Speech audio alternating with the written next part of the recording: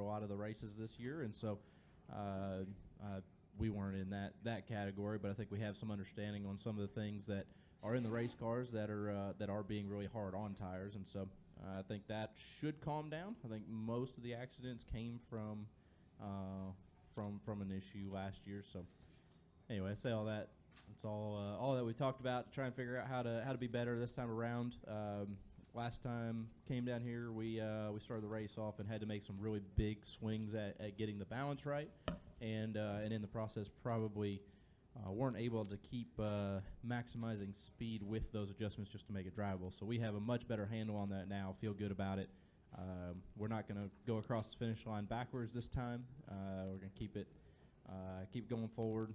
We've already gotten the whole upside down thing out of the way for the year, so we'll keep it on the ground, shiny side up, and hopefully just be the first one under the flag. So lots to figure out. We learned a lot last time. We'll see how with some of the updates and some of the patches, how that'll affect it here this weekend. We'll be watching the Xfinity race now, not at qualifying. We'll be watching the race and see how that plays out, and I guess we're going to get a taste of it first in qualifying as the sun comes out here. So go see how that one lap goes and be ready for 400 miles.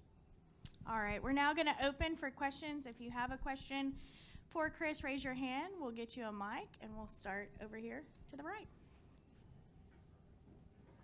Chris, good morning. Blake Smith, ESPN, Kentucky. With Brad Keselowski as your teammate this year in that 6 machine, what kind of dividends does it provide to you knowing that your car owner is driving the same equipment you are, and you all can talk back and forth, discuss what's going on with the race cars rather than just have a owner who hadn't been in a race car before? Yeah, it's a special situation, right? Obviously Brad has more skin in the game than any teammate I've ever had as a boss and an owner at the same time. So it's been really good through the year to see his drive and his passion to continue to help RFK be better. And I think it's easier from my seat to come in on Monday mornings and Monday afternoons. Let's be real, no one's getting up early after a late night, but come in for Monday meetings and to be able to sit down and talk about what we struggled with, what we want to be better, and to know that an owner is sitting there, was just in that same driver's seat and sitting there saying the same things and understands it, and makes it, I don't want to say more of a priority, because I never felt like there wasn't a priority to fix things anywhere I've been in the past, but I think it just gives them that same feeling and that same push to try and make it better. So it's been really good. I learned a lot from Brad this year on many fronts. To be quite honest, I don't know how, and I've told him this, I don't understand your time management. I don't know how you do all this. I am spun out trying to do 2 things at once, and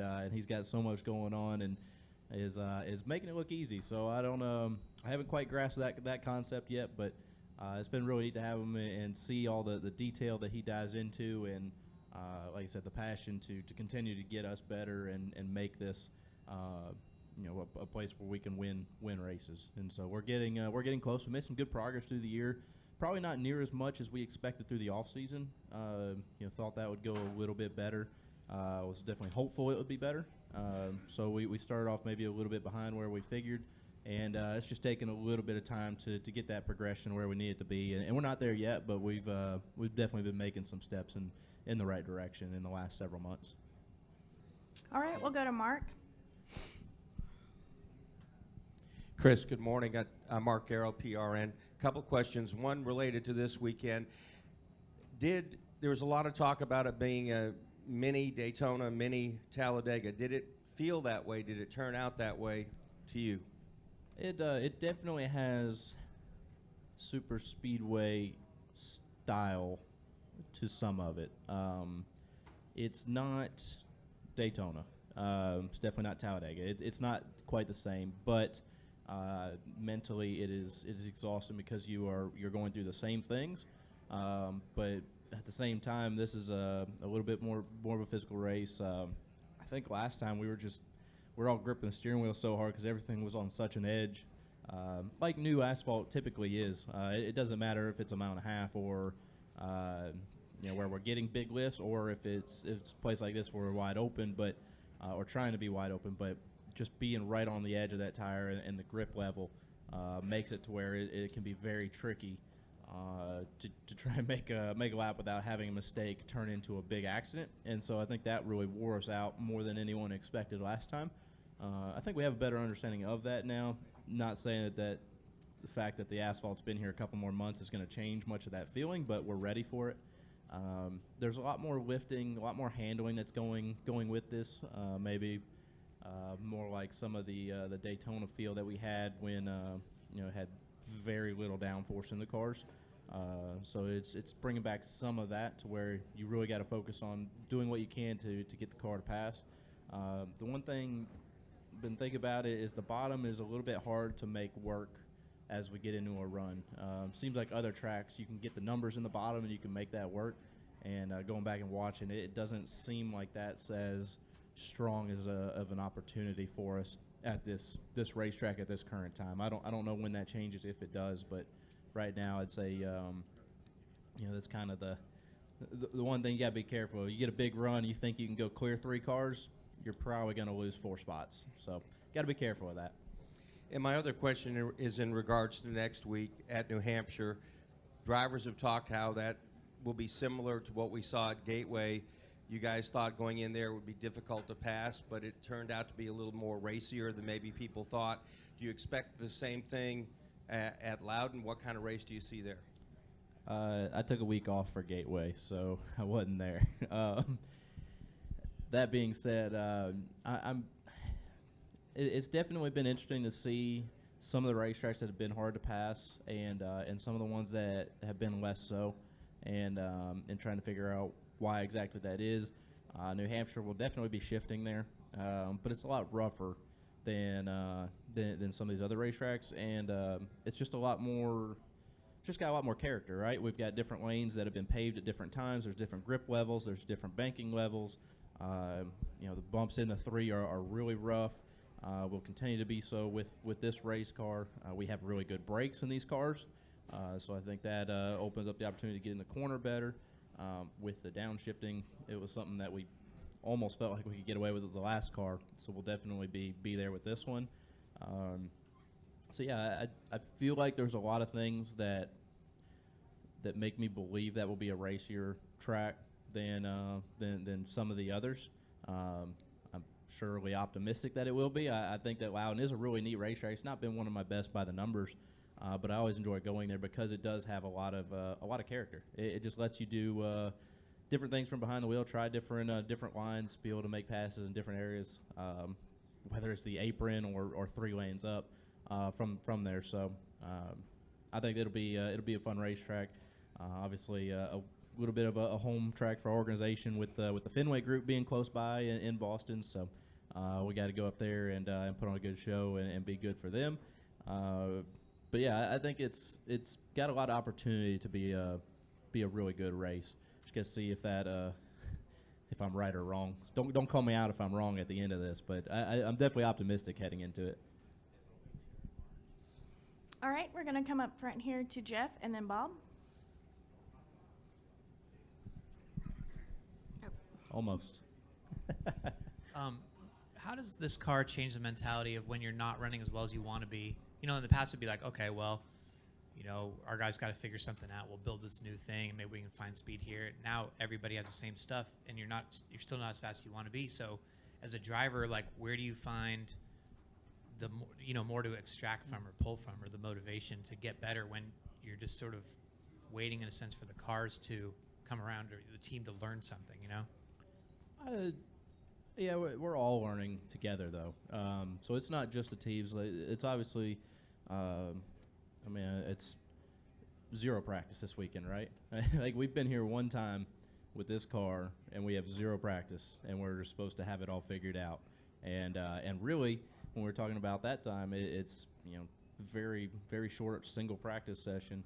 You can't change much in that time frame, and what you have for the race is what you have. So when you start talking about what we've been able to work on to get better, the amount of time we've had to do it is absolutely minimal, especially for a place like this, and now we go straight into it.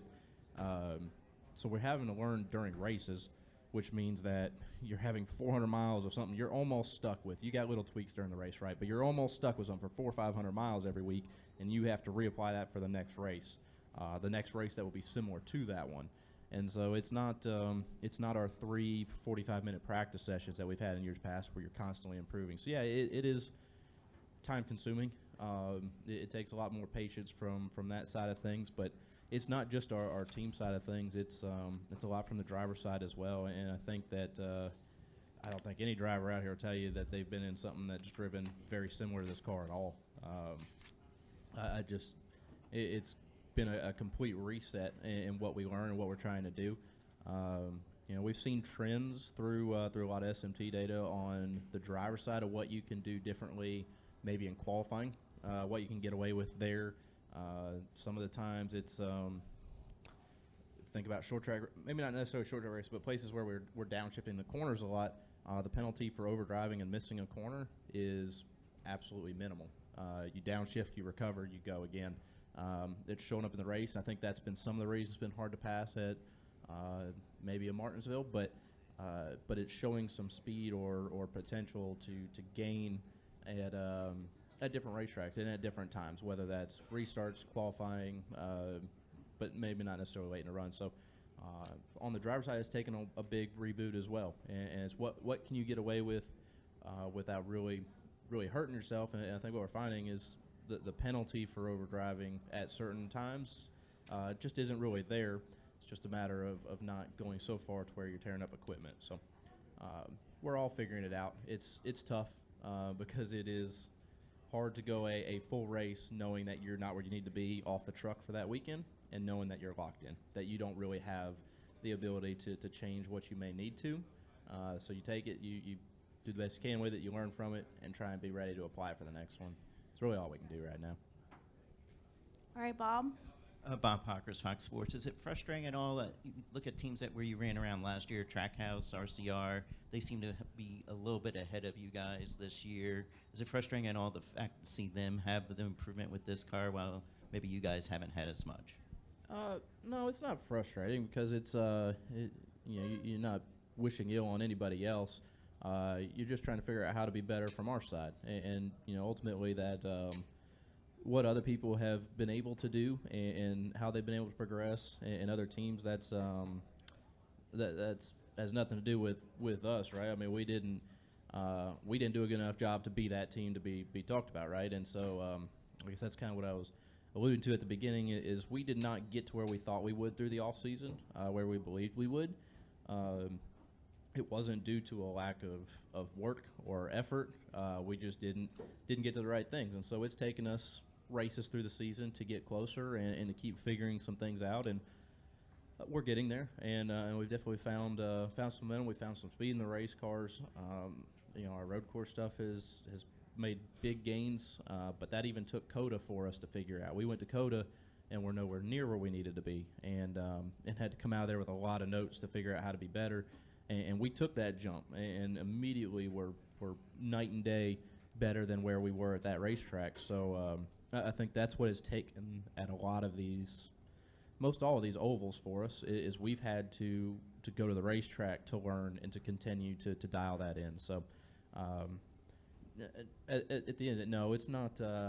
You're not frustrated about other people's successes. It's more how do you make ourselves more successful? How do we get ourselves into that conversation quicker? And I'd say that's more of it. Is we just got to keep doing a better job and getting there. All right, we'll go to Dustin. Right here. Dustin Long, NBC Sports. Chris, as you alluded to earlier, you weren't at Gateway. Now for the next 4 races, you're without your crew chief. So in an 8-race stretch, your team has been missing a driver or a crew chief, more than half the time. As you try to make this playoff push, try to improve, get things better with the car and move forward, what are the challenges when not everybody's been able to be together in the same location, and what might it be like the next few weeks? Yeah, we've got a lot ahead of us. We gotta be careful. People are gonna start calling us all part time. We can't all show up on the same days. But yeah, it's definitely a challenge right now. We've been kicked when we were down a few times here, and a lot of it on our own doing, right? So that's something we're still trying to iron out, and it's just hard because we've had almost 3 months of good race cars. We've had good speed. We've had good races. We've had some bad results, and without those, I don't know that we'd be in the same position we are right now. If we could have cleaned some things up, if we could have had a little better luck, if we could have gotten away without a penalty, if wouldn't have been upside down at the end of Charlotte, not even the end. You add a lot of things up. It's dismal in those areas for the finishes, but the speed has been there and the progress has been there, and it's just hard for anybody but us to realize it, because we've been able to see where we've been through races. We can pull up the data. We can go through everything that we have to figure out and see that the results aren't there, but we know where we're at, and that's the part that's going to hurt. Is we know that we've been competitive enough to make our way there. We've just had a lot of different things that have gotten a hold of us. So it's going to be a challenge as we go through Atlanta. Now I have a lot of confidence that our team's going to get through this really well. Also, Travis Peterson is going to be on the box. Has been working with Scott Graves for 4 years, I believe, and so since they've been at Roush together, so that makes it to where it's a pretty seamless transaction.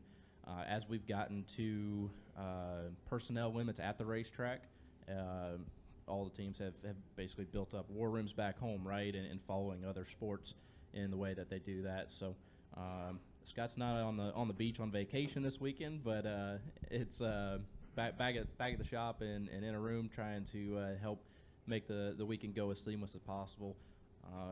It would have been nice to have him practice, try and get used to how that's gonna go.